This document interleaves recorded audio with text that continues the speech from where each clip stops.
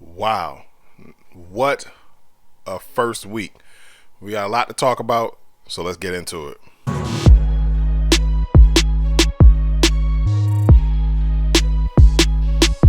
What is up, everybody? My name is Advance, and this is Advanced Sports Talk. Hold on, let me move the microphone real quick.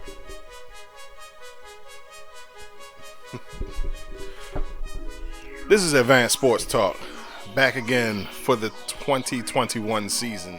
It's a lot of storylines written this week. So many upsets, surprises. I'm gonna get into my pigskin prediction, but for now we shall see. All right, I'm gonna go break down these scores. First off, starting with the Dallas at Buccaneers game. I was going to do it first anyway, despite kickoff or not. But I will say that despite the initial misgivings for Dallas and all the complications that they had with Dak, especially with his injury during the preseason, they played a pretty good game. They played a really good game. And I was just saying, like, listen, fingers crossed, Dak just get through the game. Because if it's one thing that my team does is takes players out. You saw what happened last year with Drew Brees. Drew Brees had to, put all that effort into sweeping us, only to turn around the next week and end up with, like, all but 3 broken ribs. So yeah, definitely a delayed reaction on that part. So in any case, yeah, so Buccaneers ended up winning 31-29. It's like the Bucs knew that they could play better, but they weren't really like sweating it. It was like, all right, hey, it's game 1, we got this. We got this in the bag. Not necessarily in the bag, but Tom Brady, he's been through this. He's like, oh, they are only up by 2. Oh no, they're only up by 1, and they gave me the ball back with 1:24 left. All right, boys, let's go to work. Oh man, but yeah, no, both teams look good. Dallas and the Bucs look good. So, I mean, now we just gotta see what they're gonna do next week against the Chargers. And we have a very cushy matchup with the Atlanta Falcons. Speaking of the Falcons, so let's talk about the Philadelphia Eagles versus the Atlanta Falcons. I actually I might as well just do my pigskin predictions now. Yeah, obviously I called for the Bucs to win, and in this game I called for the Eagles to win, which they did in spectacular fashion. 32-6. Man. But I will say this. Calvin Ridley and Russell Gage, they're going to be the future of that team, especially with Julio gone. But that's pretty much where the praise for the Falcons stopped. Man, as far as the Eagles go, hopefully this puts all the doubters to rest. With how is it going to be with Jalen Hurts? So even if regardless of how trash the Falcons defense was, the fact that they were able to go out and execute and not make the game harder than what it has to be was definitely a big plus. So like I said, I think this would be the year that the Eagles get it right. So yeah, props to the 3. Hurts doing his thing. Devontae Smith, I picked him up in fantasy, nobody else did. So yeah, Devontae Smith with the touchdown pass. Dallas Goedert with a touchdown pass, and Dallas Goedert has definitely fully moved into that Ertz role, of being old reliable. Jalen Reagor finally found his niche. So look forward to seeing this team develop going forward. All right, moving on to the Jets versus Carolina. I picked the Jets to win based off of a coin toss. Took my divisional bias out of it, and it looks like I was actually wrong. So Sam Darnold, making his debut with the Carolina Panthers, pulled out a victory 19-14. But Zach Wilson had an impressive showing though. 250 yards, 2 touchdowns. He threw 1 interception though. So, definitely look to see both of these teams progress. And Darnold definitely got a W over his old team. Next, we got the LA Chargers versus the Washington Football Team, or the team formerly known as the Washington Redskins. I picked the Chargers to win, and they did. They just didn't win as dominating as I thought they would. So Austin Eckler, I thought he was out, but yeah, I'm actually surprised he played, got a touchdown run. So, Dustin Hopkins. I was about to say, wait a minute. First of all, how is this possible? Justin Herbert, over 300 yards passing, 1 touchdown. Ryan Fitzmagic, who always will find work regardless of where it is, was starting for the Washington Football Team, but I think he got injured like midway through the game, and so they brought in Taylor Heineke, who should have been starting from the start. I mean, come on now. This guy came in. He's a 3rd-string quarterback. Came in during the playoffs, put up an impressive showing against a Super Bowl caliber team, and I'm talking about us, the Bucks. And and you guys pretty much bringing a veteran over him. I mean, yeah, he had the chance to compete, but I mean, come on now. He should have been starting. Yeah, Taylor Heineke did his thing. All right, moving on to the San Francisco 49ers versus the Detroit Lions. So I picked San Fran to win, and they did, but the Lions did not make it easy. 41-33. So it's looking like Jared Goff actually found a better fit with this team. But it's only week 1, so we'll find out. Yeah, Garoppolo, they both had over 300 yards.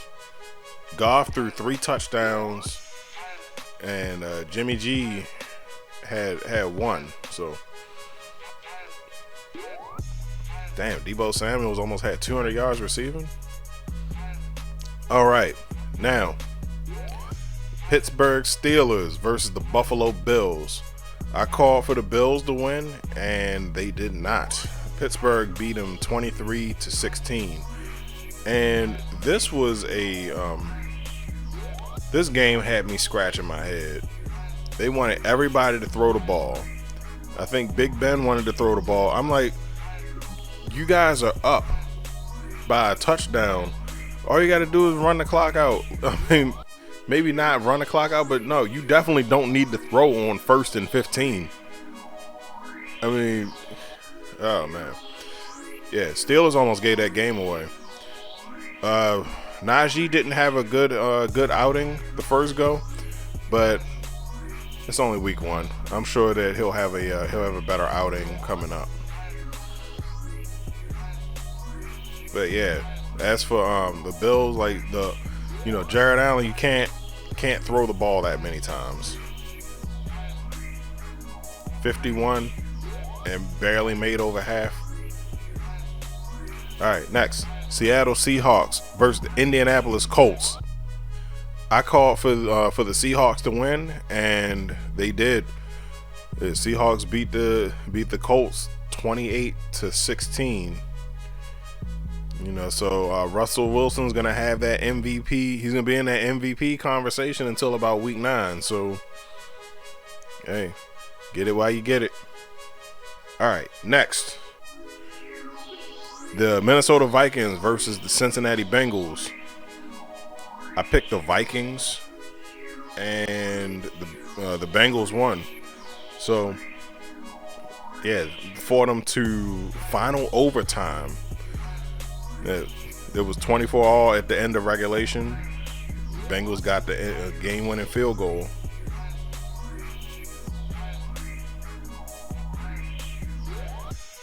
All right, now for this game, the Jacksonville Jaguars versus the Houston Texans, with Tyrod Taylor's second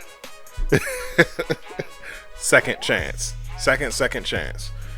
So, yeah, man. So it wasn't until today where I actually looked at the roster. It's like I looked at the roster in my prediction video, but I didn't actually look at the roster. And I'm just sitting here like, hold up, wait a minute. Texans got a squad over there. Yeah, not only do they have Tyrod Taylor, they have Mark Ingram, David Johnson, Philip Lindsay, Rex Burkhead, Brandon Cooks, Danny Amendola, Anthony Miller. And yeah, I remember Anthony Miller was over there because I missed it the first time until I went looking for him on the Bears, and I was like, where is he at? Oh, snap, he's with Houston? So, yeah, Houston silently built the squad. Not only that, on the defensive side, they got Vernon Hargreaves, once again, first round pick from the Buccaneers. And they have Desmond King from the Chargers. So, both of them, they did their thing on Sunday. And the thing with Hargreaves, he was a first round pick. It's just that, you know, like BA thought he wasn't working hard enough, so he benched him, and I guess eventually he released him. So yeah, I mean, I'm glad he found got a change in scenery doing this thing down in Houston. So Houston beat the Jaguars 37-21. All right, so now for another game that I was watching, very interested in, Arizona Cardinals versus the Tennessee Titans. The Cardinals blasted the Titans 38-13. It's pretty much the exact same thing that I said. They have a similar situation to Tampa Bay. It's like, who do you cover over there? They got DeAndre Hopkins, they got AJ Green, they got Christian Kirk, Andy Isabella, and if either of those guys are covered, he can dump it off to Chase Edmonds. They got James Conner as a backup. He can do that. He's a backup. And if none of those things work, Kyler Murray can just take off on your ass. So, yeah, these pretty much this was expected. What did surprise me was the fact that Derrick Henry couldn't get any momentum going. And, you know, Ryan Tannehill, as my homeboy calls him, he's used to rallying or whatever the case, but it looked like their offense just could not get going at all. All right, moving on to another anticipated matchup, the Miami Dolphins versus the New England Patriots, otherwise known as Tua versus Mac Jones. Now you can't unhear it. This game was actually pretty good. It was a very defensive game. I wouldn't necessarily say that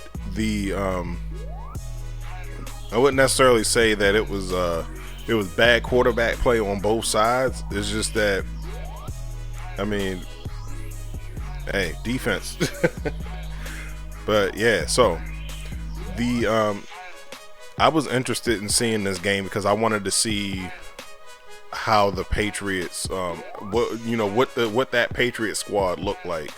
So, they had, we already know that they used to have Cam, but they cut Cam for Mac Jones, which I pretty much knew was going to happen once they drafted Mac Jones. He's the Brady-esque quarterback. So, of course, Belichick is going to want to start over with the next Brady. So, you know, but yeah, both of them was going back and forth, you know, a little bit. First off, all right, so just like how, you know, Devontae Smith went off, Jalen Waddle went off. Who was the other Alabama receiver? One of those two is going to be Rookie of the Year, or best rookie receiver, or yeah, I don't know. They're gonna be top receivers though. But yeah, I think Damian Harris also did his thing. He fumbled though, but yeah, it's gotta get under that. Nelson Aguilar had a touchdown reception.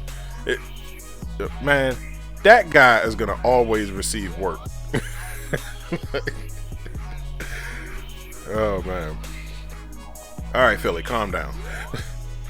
But yeah, so the Dolphins beat the Patriots 17-16. I called for the Patriots to win, but they did not.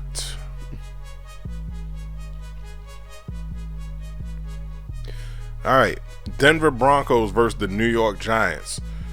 Man, Teddy looked good. Yeah, Teddy Bridgewater looked really good. Almost, you know, he's almost back to where he was at when he first came into the league. Yeah, 260 yards passing, 2 touchdowns. Melvin Gordon, 11 carries for 101 yards. Saquon shut down, 10 carries for 26. I don't know. Yeah, but Sterling Shepard over 100 yards, 113 yards, and 1 touchdown. All right, but yeah, like Denver gonna have a conundrum next year because because Aaron Rodgers. If Aaron Rodgers leaves Green Bay, are they gonna kick Teddy Bridgewater to the curb? Shit, I'll take him as a backup. I mean, Tom Brady not gonna play forever. Oh shit, I'll take him as a starter because Trask is a rookie, but you know, hey. And speaking of Aaron Rodgers, I should have probably made this the highlight of the video, you know, despite me being a Bucs fan. So the Packers versus the Saints. So listen, with all this drama that Aaron Rodgers started in the offseason, you know, whether he was going to stay, whether he was going to go. Should I stay? Should I go? I don't know. But yeah, he waited until right before training camp to come back to the Green Bay Packers. First of all, once the draft happened, or like once we got through to like May, I was like, Aaron Rodgers ain't going no damn where. Like, because you got to have an off season, you got to study a playbook for a new team if you're gonna go somewhere else. So I'm like, nah, he ain't going nowhere. His ass gonna be right back there with the fucking Packers. Now, the Packers, they got trouble over there because because not only did they piss off Aaron Rodgers, but apparently they pissed off Devontae Freeman. And I'm hearing rumors swirl that Aaron Jones is not happy. Those 3 guys are your money makers. I mean, Jordan Love is a first round pick, you know, and he's a first round pick for a reason. But you know, we'll see. You gotta have a team around him first of all. But in any case, my man, Jameis Winston, starting for the Saints, torched them. Alright, so first off, let me say this. Jameis Winston did not have explosive stats. He threw for 5 touchdowns, but that was mainly just taking advantage of good field position. Because, yeah, Aaron Rodgers threw 2 picks. And I think they got some. How many turnovers did they get? No, they got a fumble. They got a fumble return. they got a fumble recovery. So, but yeah, like, and it's funny because so the Saints beat them 38-3. Aaron Rodgers couldn't get the offense going, and I don't know. This is going to be my conspiracy theory until somebody proves me otherwise. I think the reason why Aaron Rodgers came back is so he can tank the Packers.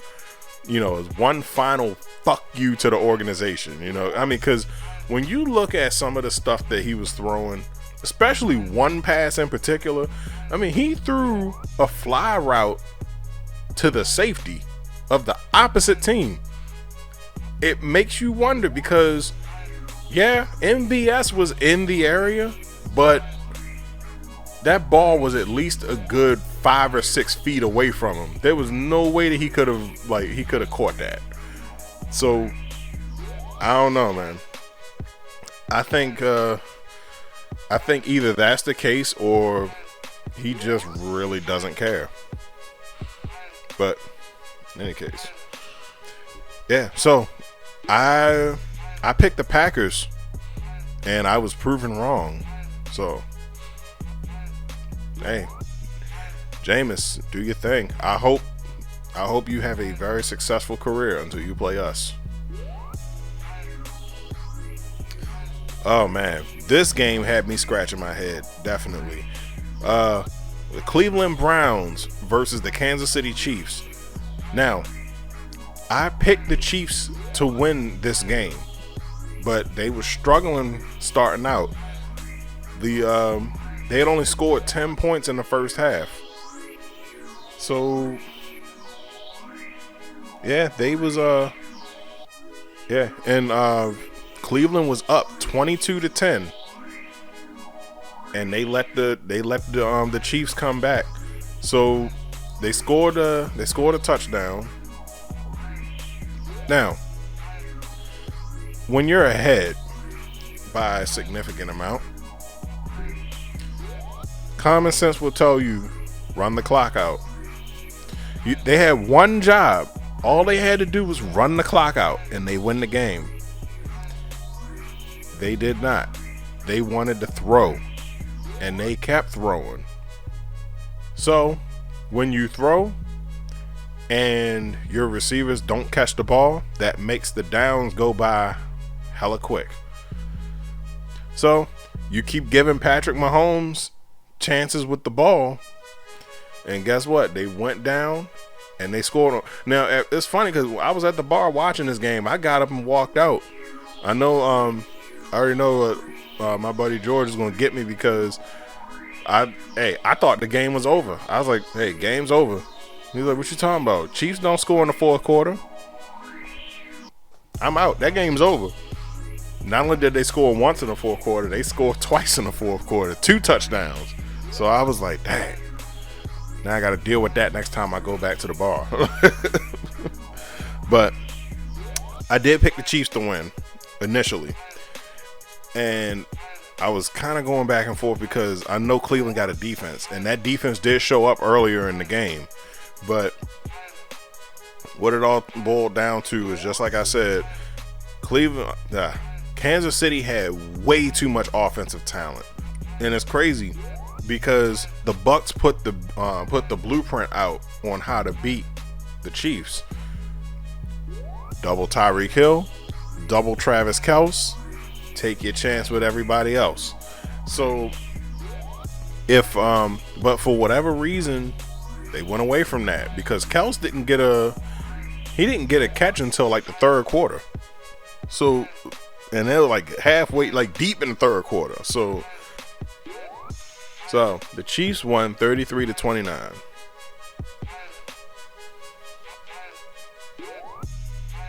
Next, Chicago Bears versus the LA Rams.